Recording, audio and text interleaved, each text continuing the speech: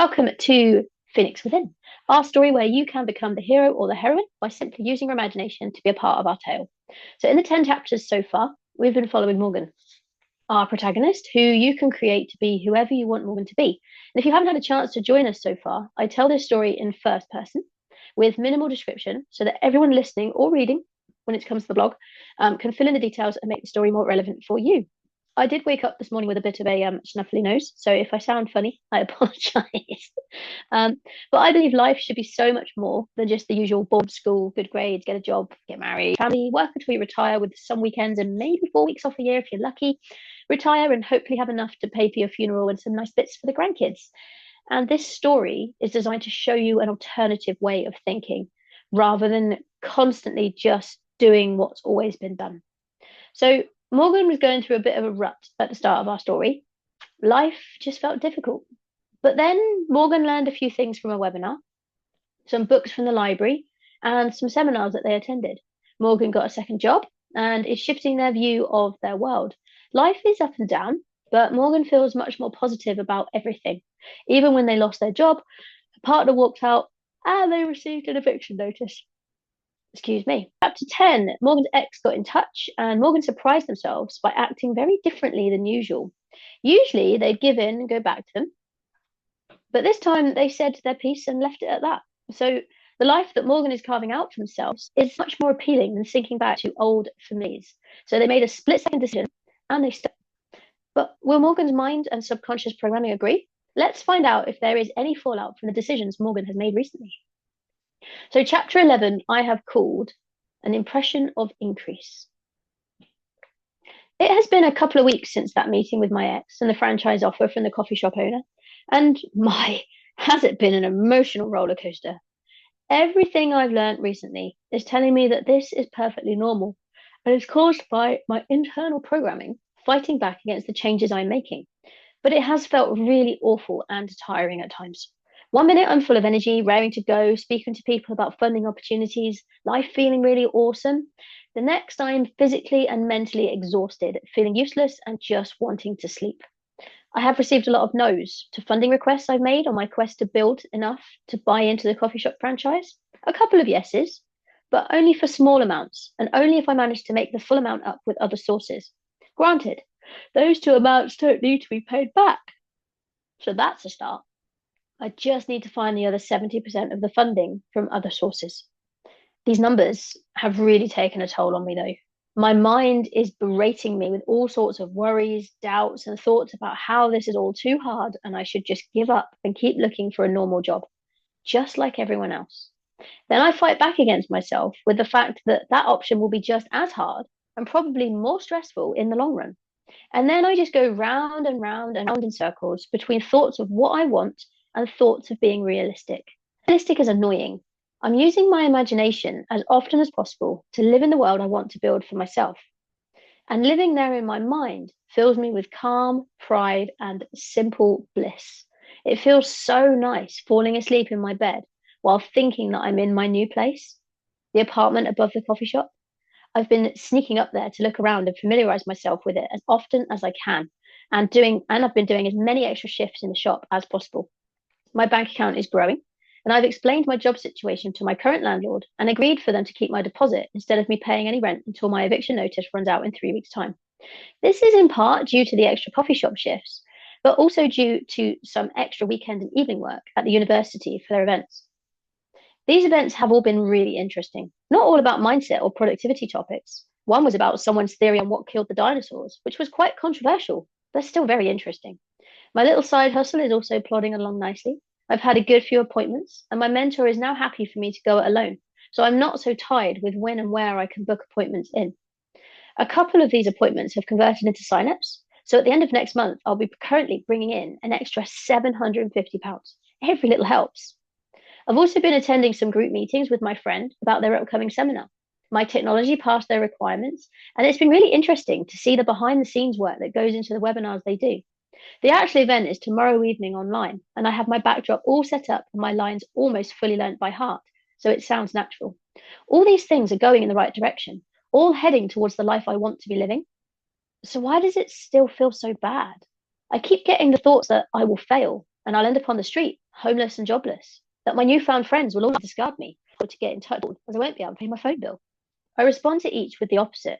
Like the books and seminars have taught me to do, I will succeed.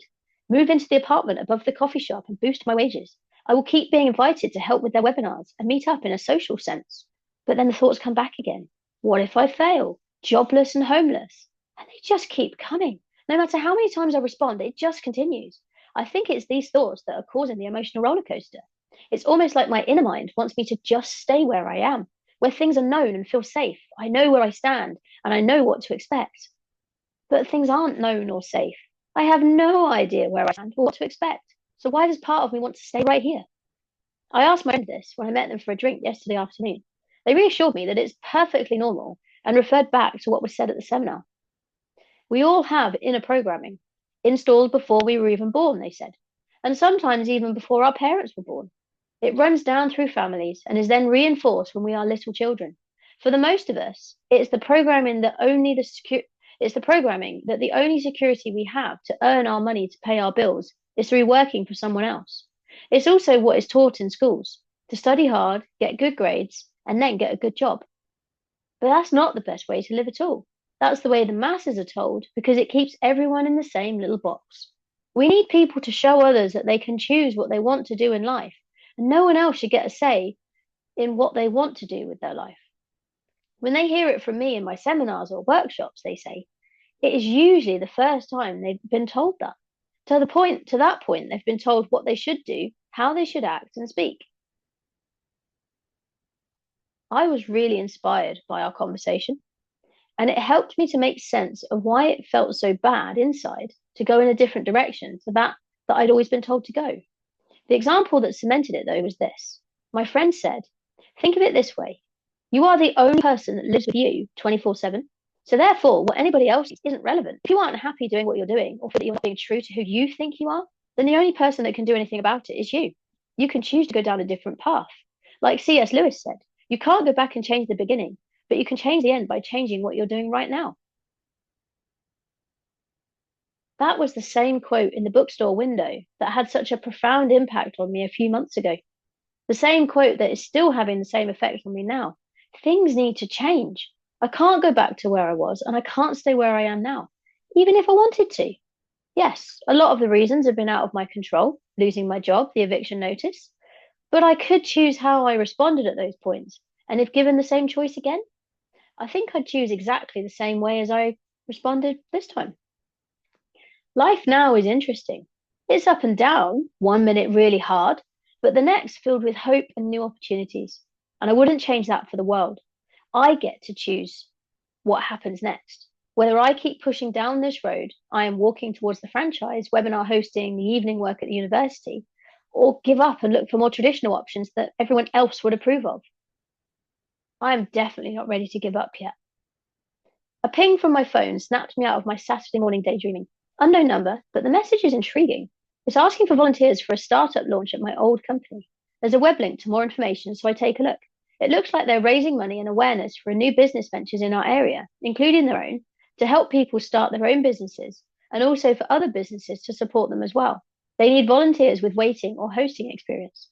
The name at the bottom of the message intrigues me further. It's the minimum effort person from the old job. Well, at least they got accepted to retake their job, although it was probably for a pay cut like all the other roles. I take a breath to clear my mind from going down that train of thought and reply asking for the details. While waiting for a response, I get up and start sorting my breakfast. I've already decided on a lazy day today, doing some reading in preparation for tomorrow's webinar, following up on a few more funding ideas, and taking a walk this afternoon when the rain stops for my weekly food shop. The response comes quite quickly, actually, and the event is happening next Wednesday afternoon. I reply and say I'd be happy to help. I'm not sure where they got my number from, but that's not really relevant, is it? I push that thought from my mind and jot the details down in my diary before getting on with my day.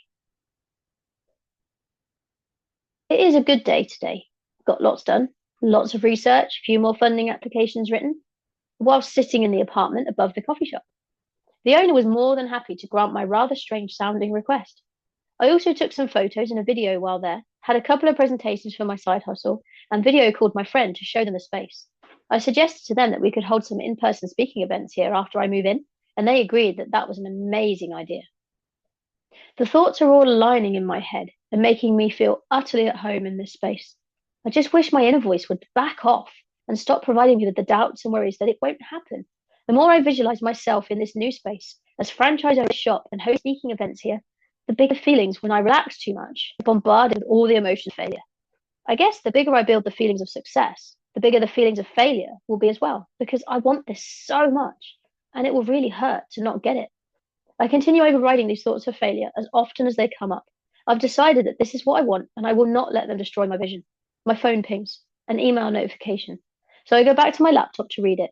It's an appointment to attend a meeting with a potential funding source, and it's this afternoon if I can make it. I check the location and the time, reply with yes, and then pack up my stuff to quickly pop home and change.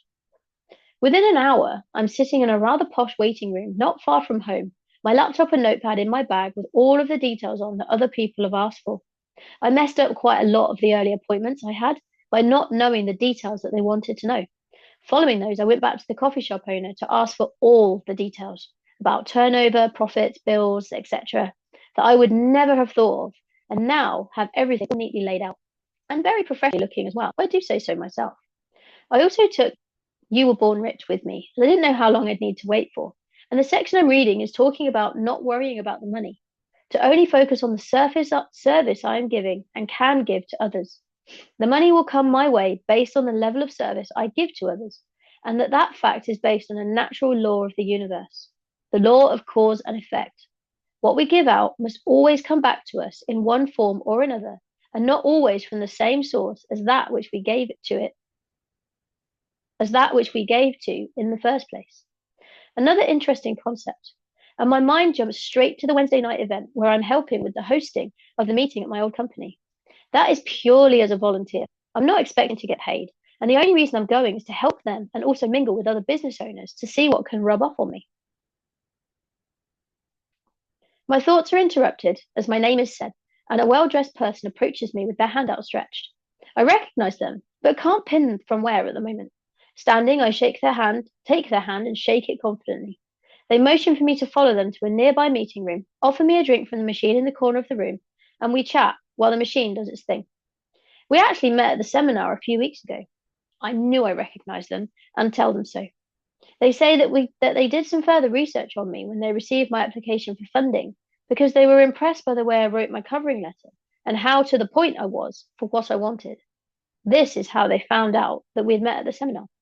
When the drinks are ready, we sit down and they ask me to go through all the details of why I want the funding. They want to hear it from me, not just what I put on the paper, and what my future plans for the coffee shop are. I decide to go all out and simply share the vision I have been building in my mind, having a whole day dedicated to drink experimentation for customers to also come up with their own concoctions, using the apartment space to host meetings, seminars, private events, and cookery demonstrations, to extend the hours and hire more staff down the road. They sit and smile as I elaborate in as much detail as I can the vision in my mind, and once done, they nod and agree that it is a big vision. Then the subject of cost comes up, so I pull out my notepad and go through all the numbers the coffee shop owner shared with me. They've been in business for a good few years now, so there's a lot of evidence numbers rather than guesses, and I have also added potential costings for the events I want to run and the extra stock for the tasting and experimenting days. A few minutes of silence go by while they look through the numbers. I sip my drink, find myself to breathe. I've done everything I can. This is now in their hands. A few questions here and there, which I feel I answer confidently, including about other potential funding sources, and I mention the 2 small grants. Then the last thing they ask is whether I have run these ideas past the owner. I have, so I say yes, and that they are on board with all of my ideas. They nod, ask to take copies of all the documents I've brought in, and if I have any photographs. I say yes, and they call for their assistant to do the photocopying before looking through the photos and asking me to email them to them. The assistant returns, we stand, shake hands again, and they say they will discuss my proposal with their team and get back to me by the end of the week. As I walk home, I feel like jumping for joy. No, I haven't got a definite yes, but it wasn't a no, and it felt a lot more positive this time. Sunday, I spent at the coffee shop and share my meeting with the owner when they came in during the afternoon.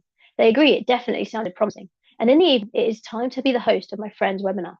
I made sure everything is set up in advance, that I looked my best, and had also spent a lot of the day reading my notes over and over. It was quite nerve-wracking at first, but a few deep breaths and I was soon into the flow of it, handling questions in the chat, introducing each of the speakers, thanking people for attending, and encouraging them to use the chat to engage with the session. It went really well. And once we were finished, the team jumped on another call to debrief, and I received nothing but praise. My friend also said that they'd be giving me 10% of the profits made, which I wasn't expecting. I was happy just to be there, helping out my new friends. So to receive some money for it as well in a couple of weeks' time, it's just the icing on the cake.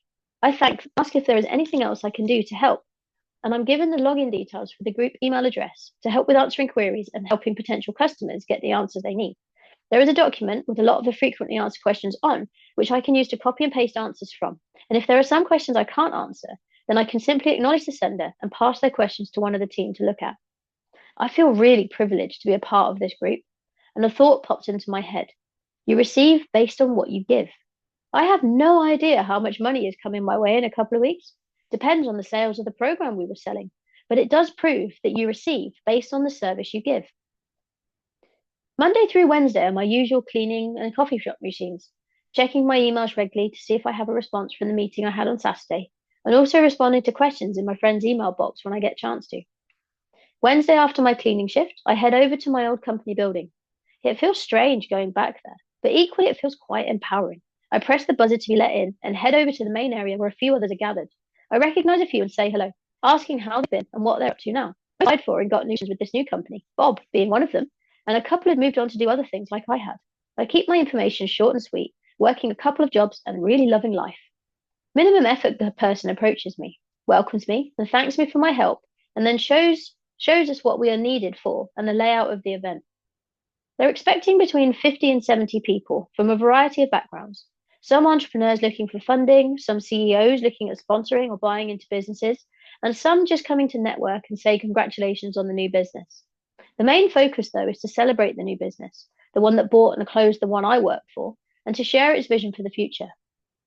Our role as helpers is to mingle with the guests, carrying trays of drinks and snacks to ensure that everyone has a good time and does not need to look for food or a drink at any time. Sounds easy enough?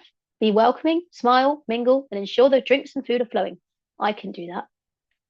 We help get a few more things set up ready for people to start arriving, and I get familiar with the layout of where to pick up the food and drink from.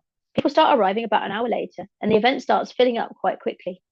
There's a nice atmosphere, lots of laughter stations going on in the room.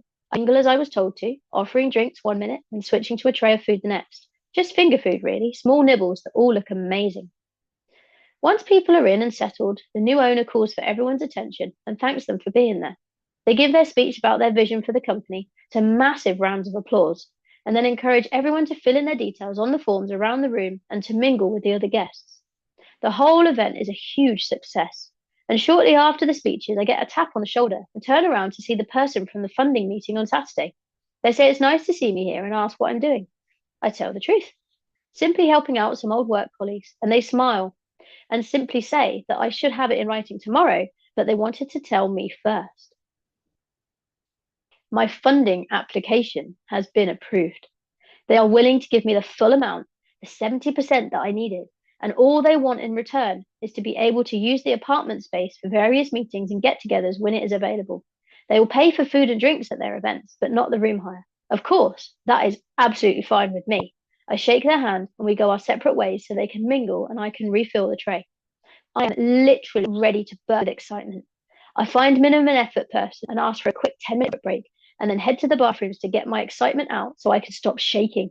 Shaking hands while carrying drinks isn't going to go well. I stop myself messaging the coffee shop owner. I want to see the details in writing first, and I'm seeing them tomorrow for the evening shift so I can show them in person. This is unbelievable. I catch a glimpse of myself in the mirror and smile. My face is hardly recognizable to the last time I looked in that mirror. That day when I was drying my socks under the hand dryer, looking like a drowned rat with no hope for the future. Now I can see excitement, almost a whole new person looking back at me, with so many opportunities that I have created and attracted to me simply by shifting my thinking and just going for it. I take some deep breaths to help calm myself down, and then head back out into the room to continue doing what I volunteered to do. Help this company leave their guests with an impression of increase. And that's chapter 11. Thank you for joining me. There are 2 chapters left now. Not quite sure what's going to happen yet. I'm sure there'll be a curveball somewhere. There has to be, it's life. It's just what happens. It doesn't go great all the time, but it's how we deal with it that makes the difference. So if you do have any ideas or anywhere that you want to see the story go next to the end, then please feel free to get in touch. And I hope you enjoyed it. Have a lovely rest of your evening, and I'll see you same place, same time on Thursday. Have a good evening, all.